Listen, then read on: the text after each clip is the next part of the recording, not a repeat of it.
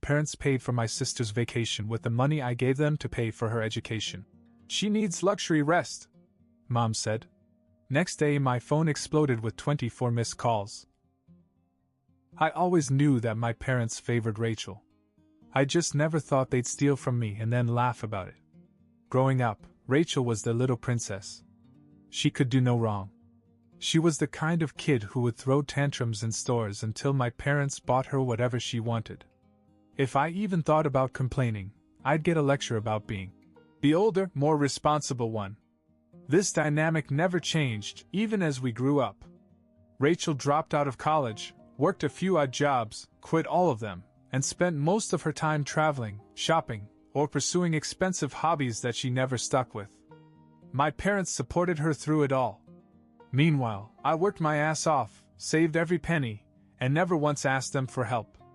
Then, a few months ago, Rachel made a big announcement. She was going back to school. Some certification program. My parents acted like she had just solved world hunger.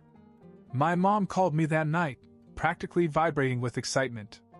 Eric, this is such a big step for her. She finally knows what she wants to do. You should help her. It's for her future. I hesitated. I had been saving for a down payment on a house, and I wasn't exactly flush with cash. But my mother was relentless.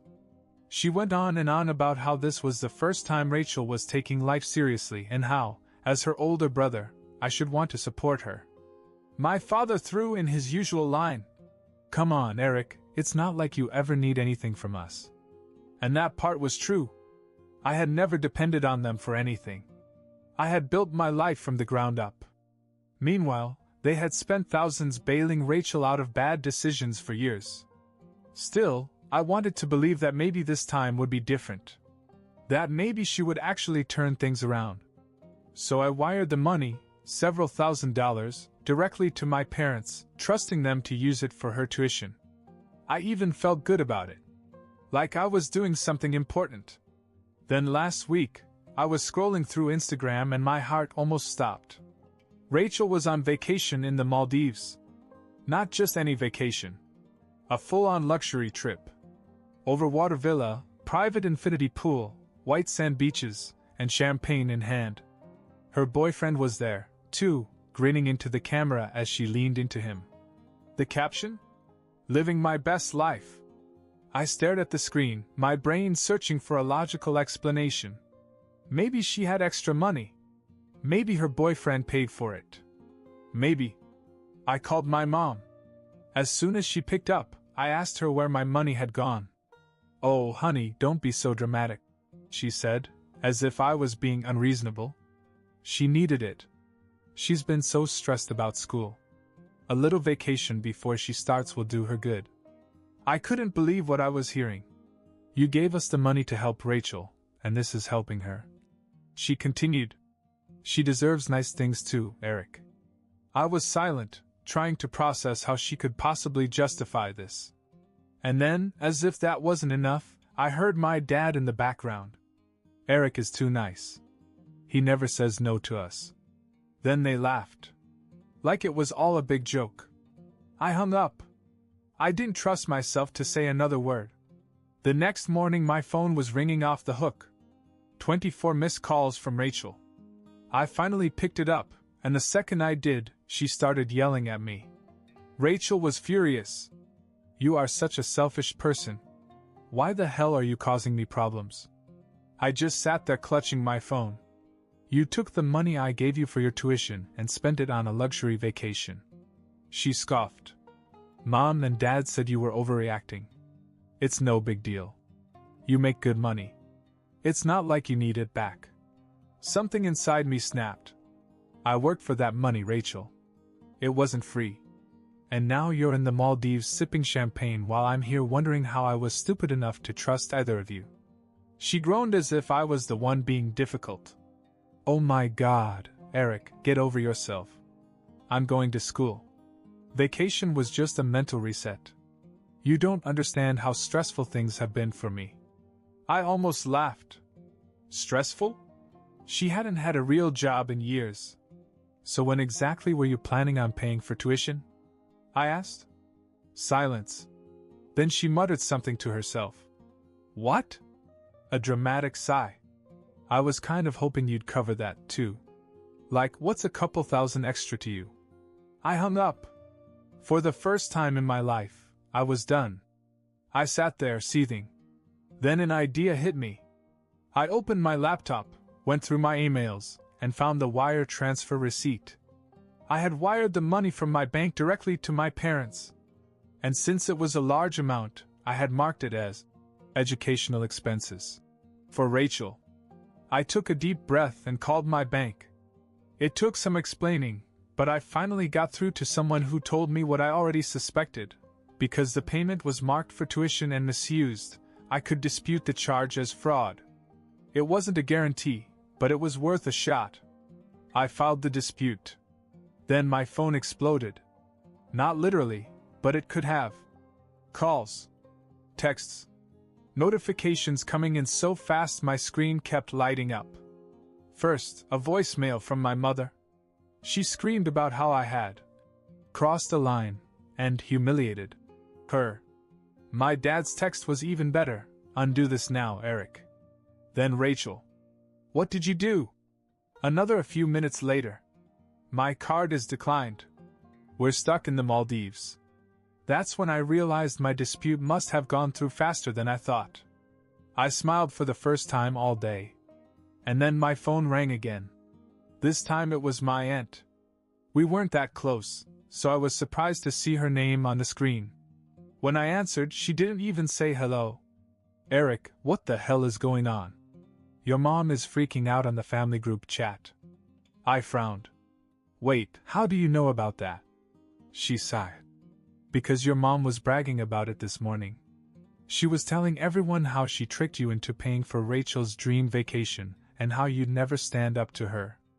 I felt my blood pressure rise. Uncle Dave called her a thief. Grandma said she was disgusted. Now half the family is fighting and your mom is playing the victim. My phone vibrated again. Another call from my mom. I let it go to voicemail. Rachel's text came next.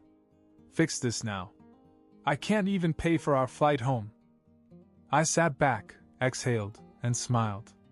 Not my problem. I let Rachel's text sit there, unread. I didn't fix anything. I expected the chaos to die down after a few hours. Maybe a few more angry texts, a guilty voicemail, and then silence. I was wrong. Because the next morning, I woke up to a message from my bank. My dispute had been approved. Every cent I had wired to my parents was back in my account. I sat up and blinked at my phone when it buzzed again. Rachel calling. I rejected it. Another notification. 15 missed calls from Mom. Then my doorbell rang. I froze. I wasn't expecting anyone. And knowing my family, I had a terrible feeling about who it might be. I checked my security camera app and almost choked. It was my dad. He was standing on my doorstep, arms crossed, looking pissed. My mom was behind him, pacing. I didn't open the door. A second later my phone rang again. Dad. I answered it, but before I could say anything he started. Open the damn door, Eric. Now. No. Silence. Then a sharp exhale. You've embarrassed this family enough. You're acting like a child. I laughed. You stole my money and spent it on Rachel's vacation. And now that I took it back, I'm the embarrassment? Mom's voice cut in. Eric, we had no choice. Rachel was devastated and needed a break. Do you know how stressful it is for her to feel like she's failing? She is failing. I shot back. Because the two of you never let her deal with her own problems. My father spoke through clenched teeth. We can't book Rachel on a flight home right now. She's stranded. She has no money. Do you have any idea how bad this looks? Not my problem. My mother gasped as if I had just slapped her. You're being cruel. That's not how a family treats each other. I smiled even though they couldn't see me. That's funny. I was thinking the same thing. Then I hung up. My parents stayed outside for another 20 minutes, knocking, ringing the doorbell, calling me nonstop. Finally they gave up. But I knew it wasn't over. I just wasn't expecting the next part. Later that evening, my phone buzzed with a message from an unknown number. I clicked it open. It was from Rachel's boyfriend. "Hey man. I know you're mad, but we're in a really bad situation. Our hotel is demanding payment, and they've confiscated our passports until we settle the bill. Can you just cover this and we'll figure it out later?" I stared at the message. They were stuck. Like really, legally stuck. The Maldives didn't mess around with unpaid hotel bills. A second message popped up. "Rachel is freaking out. Help us out just this once." I took a screenshot. Then I sent it to my parents with one sentence. "Figure it out." Then I blocked Rachel's number. And I slept like a baby that night. I thought that was the end of it. Rachel and her boyfriend were stuck in the Maldives, my parents were furious, and I finally had my money back. Then, 3 days later, Rachel came home. I don't know how they did it, whether my parents wired the money, begged a relative, or maxed out a credit card, but they managed to scrape together enough to pay the hotel bill and book her flight back. And of course, the second she landed, she started talking.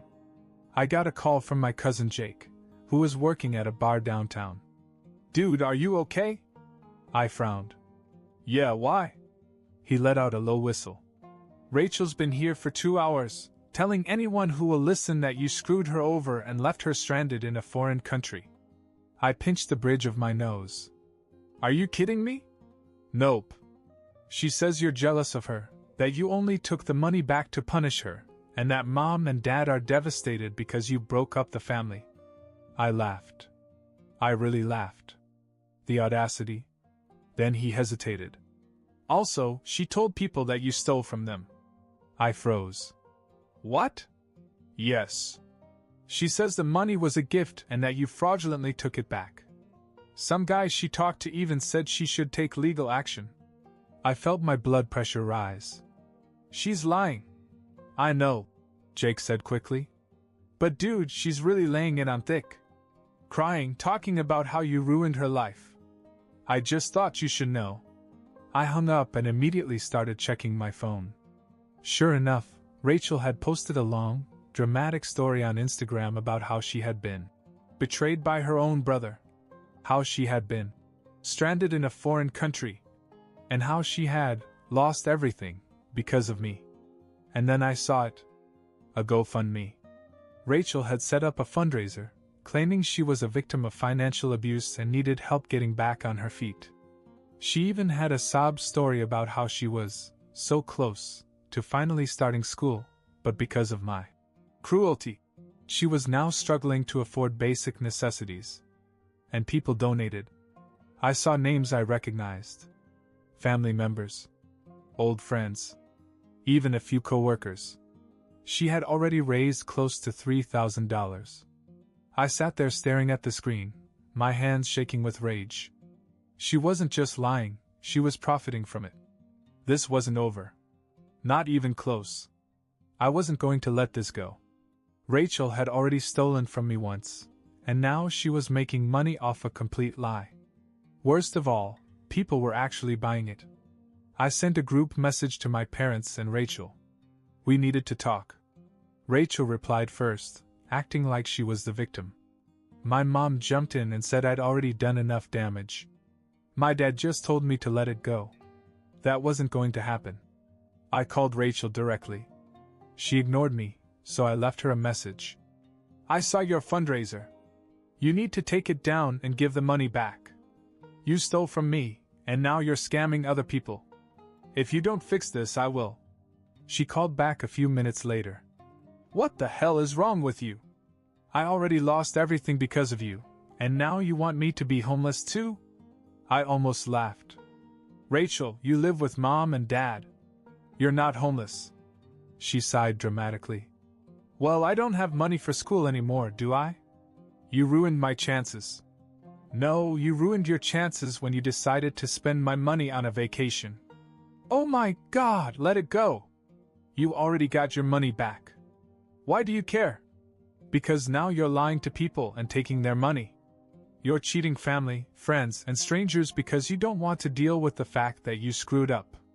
Her voice went cold. And what exactly are you going to do about it?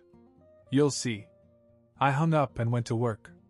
I took screenshots of her fundraiser, her posts, and every message she sent me. Then I reported the campaign for fraud, explaining exactly what had happened. After that, I sent messages to the people who had donated, starting with the family. Just a heads up, Rachel is lying. She stole thousands from me, spent it on a vacation, and when I took my money back, she made up this sob story to get money. I can prove it. The responses came quickly. Aunt Lisa was furious and said she had given a few $100s. Uncle Dave said he knew something was wrong and would get his money back. Jake, my cousin, told me that people at the bar were upset because Rachel was bragging about how much money she was making. Then Rachel texted me and freaked out. I checked the fundraiser. Donations were disappearing. People were withdrawing their money. Then I got a notification. The fundraiser had been shut down for violating the terms of service. She had officially lost everything.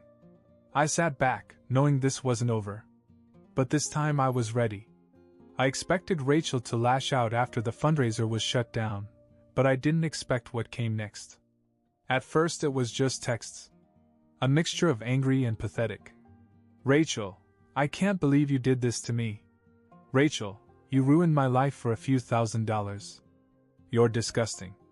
Rachel, Mom and Dad said you'd regret it. I ignored them all. Then my mom called. I need you to fix this, she said as soon as I picked up the phone. Fix what? You humiliated your sister. You embarrassed this family. People are talking about it. Do you have any idea how hard this has been for us? I almost laughed. Hard for her? She stole from me and then cheated other people. That's on her. My mom huffed. She was desperate, Eric. And now she has nothing. She can't even go to school. She never went to school. Silence. I continued. She never enrolled, did she? She never even applied. More silence. Then my father spoke in the background. That doesn't matter. What matters is that you betrayed your family. I hung up. That should have been the end of it. But they weren't done. The next day, my boss called me into his office. I work in finance, and my job is very ethical. So when my manager sat me down with a serious look on his face, my stomach sank. Eric, I need to ask you something, he said. We've received some disturbing news about you. Someone has accused you of committing financial fraud. My heart stopped. What? He turned his screen around. There were anonymous emails claiming that I had stolen money from my own family and that I had a history of financial misconduct. They even attached screenshots, messages taken completely out of context to make it look like I had cheated on Rachel. It was obvious who was behind it. I took a deep breath and explained everything: how I had given Rachel money for school, how she had spent it on a vacation, how I had gotten my money back, and how she had tried to scam other people. My boss nodded slowly. That's what I thought. Your record is clean, and these accusations seemed off. But I had to check. I clenched my jaw. Do you know who sent them? He clicked a few things, then shook his head. They used a fake email. But Eric, this is serious. Whoever did this was trying to get you fired. I walked out of the office shaking with anger. I got in my car and called my parents. My mom picked up. Are you proud of yourself? I said. She sighed. Eric, what now? You and Rachel tried to get me fired. A pause. Then, that's ridiculous. Why would we do that? Because you're mad that I didn't roll over like I always do. She let out a fake laugh. Oh, come on. Do you really think we'd stoop that low? Yes, I said. And I can prove it. A bluff, but she didn't know it. She became silent. Then she said something that made my blood run cold. Well, maybe now you understand what it feels like to lose something important. I had never felt so much hatred for my own mother in my life. I hung up. They wanted a war? Fine. They were going to get one. I was done. For years I had put up with the favoritism, the guilt trips, the constant expectation that I would be the responsible one while Rachel got to do whatever she wanted. But this? Trying to get me fired? That was the last straw. I didn't just cut them off, I made sure they felt it. The first thing I did was call my bank. I wanted to make sure they knew that my parents had pulled something shady before. I put additional fraud alerts on my accounts. Then I took it a step further. Years ago, I had co-signed a car loan for Rachel. It was a big mistake, but at the time, my parents had begged me and sworn she'd be responsible. I had almost forgotten about it until now. I called the lender. I wanted my name taken off the loan. It turned out that Rachel had missed payments. Multiple times. If I removed myself, the bank could and would repossess the car. I gave the go-ahead. That night, Rachel showed up at my apartment. She banged on the door until I opened it. She looked wild, her hair a mess, tears streaming down her face. "You took my car," she sobbed. "No," I said. "You took your car. You just never paid for it." She wiped her face. "I don't even have a way to get to work now." I tilted my head. "You have a job?" She hesitated. That told me all I needed to know. Then she whispered, "Mom and Dad won't talk to me." I blinked. "What?" She sniffed. "After you shut down the fundraiser, after you took their money back, after you took my car, they turned on me. They said it was all my fault. That I never should have gotten them involved. That they can't afford to keep bailing me out." I crossed my arms. "They expect me to feel bad?" She didn't say anything. Then, finally, "I don't know what to do." For a split second, I saw the little sister I grew up with, the one before she learned she could manipulate our parents into doing everything for her. The one who used to follow me around as a kid, asking me a million questions. The one I always hoped would grow up. But I couldn't fix her. I sighed. "Figure it out, Rachel. Like the rest of us." I slammed the door in her face. The next day, I locked them all out.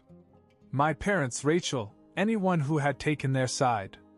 I told my work to ignore any emails they received from unknown accounts. I froze my credit. I didn't play their games anymore. And I never, not once, looked back.